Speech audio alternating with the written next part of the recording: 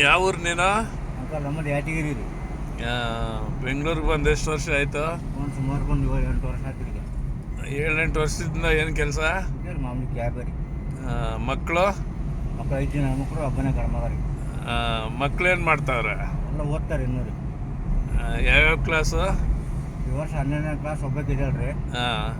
9ನೇ class ಒಬ್ಬಕ್ಕೆ ಇದ್ದಾಳೆ ರೀ. 6ನೇ class ಒಬ್ಬಕ್ಕೆ ಇದ್ದಾಳೆ ರೀ.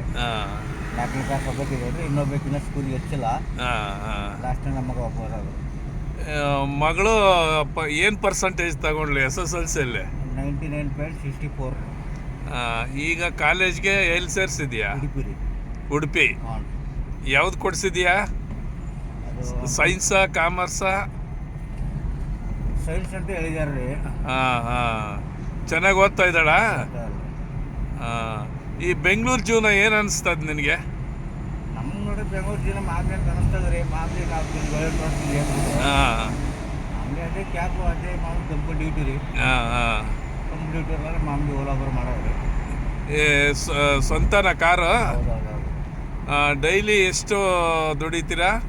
ಎಲ್ಲಿ ನೋಡ್ರಿ ಮಾಮೂಲಿ ಕಂಪ್ನಿ ಪ್ಯಾಕೇಜ್ ಮಾಡ್ಕೊಂಬರ್ತೀವಿ ರೀ. ಒಂದು 1,500-2,000 ಮಾಡ್ಕೊಂಬರ್ತೀವಿ ಓಲಾ ಬರೋ.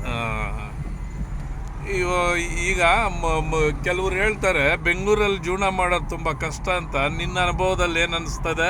ನಮ್ಗೆ ಕಷ್ಟ ಅಂತ ಅನ್ಸಿಲ್ಲ ರೀ. ಮಾಮೂಲಿ ಉಣ್ಣಕ್ಕೆ ತಿನ್ನಕ್ಕೆ, ಮಕ್ಕಳಿಗೆ ಶಾಲೆ ಫೀಸು ಕಟ್ಟಕ್ಕೆ ಏನೋ ಹೊಂಟದ ಜೀವನ ಹಂಗೆ ರೀ. ಇಂಥ ಒಂದು ಪರಿಸ್ಥಿತಿಯಲ್ಲೂ 5 ಜನ 6 ಜನ ಒಟ್ಟು 5 ಜನ ಹೆಣ್ಮಕ್ಳು, ಒಂದು ಗಂಡು ಮಗು. ಇಂಥ ಪರಿಸ್ಥಿತಿಯಲ್ಲೂ ಬೆಂಗಳೂರಲ್ಲಿ ಬಾಡಿಗೆ ಕಟ್ಕೊಂಡು ಮಕ್ಕಳನ್ನ ಸಾಕ್ತಾ ಇದೀಯಾ? ಗ್ರೇಟ್ ಅಪ್ಪ. ನೀನು ಸ್ವಂತ ಊರು ಯಾದಗಿರಿ. ನಿನ್ನ ಎಜುಕೇಶನ್ ಏನಾಗಿದೆ? 6ನೇ ಕ್ಲಾಸ್ ಲಾಸ್ಟ್. ಅಂದರೆ ಜೀವನದಲ್ಲಿ ಬದುಕನ್ನು ಕಟ್ಕೊಳ್ಳೋದನ್ನು ಕಲ್ತ್ರೆ ಮನುಷ್ಯನಿಗೆ ಯಾವುದು ಏನು ಅನುಕೂಲ ಇಲ್ಲ ಅಂದರೂ ಕಷ್ಟ ಅನ್ಸೋದಿಲ್ಲ ಅಲ್ವಾ? ನೋಡ್ರಿ, ಇಷ್ಟು ಜನ ಮಕ್ಕಳಾಗಿ ಅಂತಂದ್ರೆ ನಾವು ದುಡಿಬೇಕು, ಉಣ್ಬೇಕು. ನಮ್ದೇನು ಹೊಲ ಅಂತ ಏನಿಲ್ಲ. ಒಂದು ಅರ್ಧ ಎಕರೆ ಆಸೆ ಇರ್ಬೋದು. ಇದೆ ನಮ್ಮ ಜೀವನನೇ ಇದೆ. ಸಂತೋಷವಾಗಿದೆಯಾ? ಆರಾಮದಿಲ್ಲ. ಈ ಕಾರ್ ಯಾವಾಗ ತಗೊಂಡೆ ನೀನು?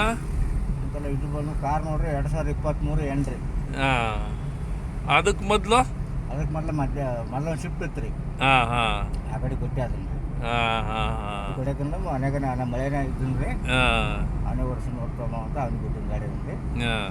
ಈ ಗಾಡಿ ನಾನು ಓಡಿಸ್ತಾ ಇದ್ದೀನಿ. ಬೆಂಗಳೂರು ಜೀವನ ಸಂತೋಷ ಅನಿಸ್ತದೆ ಈಗ ನಿನಗೆ? ನಮ್ಗೆ ಆರಾಮ ಮನುಷ್ಯ ಅಂದ್ರೆ ಏನು ಅಂತ ಏನಿಲ್ಲ ರೀ. ಹಂಗೆ ಇರ್ತದೆ, ಅದೇ ಟ್ರಾಫಿಕ್ ಆಯ್ತು ಬೆಂಗಳೂರು. ಈಗ ನಿನ್ನ ಪ್ರಕಾರ ಕೆಟ್ಟ ಪಟ್ಟಕ್ಕೆ ಸೇರೋ ಅನ್ನೋದು ಸಾರ್ಥಕತೆ ಆಗ್ತದೆ. ಬದುಕನ್ನು ಕಟ್ಕೋಬೋದು ಬೆಂಗಳೂರಲ್ಲಿ.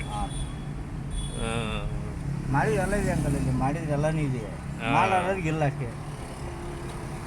ಅಂದರೆ ತನ್ನ ಬದುಕನ್ನು ಕಟ್ಕೊಳ್ಳೋ ಅಂಥ ಒಂದು ಆಸೆ ಮನುಷ್ಯನಿಗಿರಬೇಕು.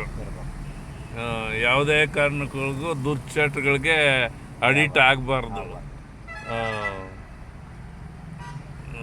ತುಂಬ ಸಂತೋಷಪ್ಪ, ನೀನು ಯಾದಗಿರಿಯಿಂದ ಬಂದು ಬೆಂಗಳೂರಿಗೆ ಬಂದು 7-8 ವರ್ಷ ಆಗಿ ಕ್ಯಾಬ್ ತಗೊಂಡು ಈ ಥರ ನೀನು ಬದುಕನ್ನು ಕಟ್ಕೊಂಡು 6 ಜನ ಮಕ್ಕಳನ್ನ ಸಾಕ್ಕೊಂಡು ಬಾಡಿಗೆ ಕಟ್ಕೊಂಡು ಸಾಗಿಸ್ತಾ ಇದೆಯಲ್ಲ.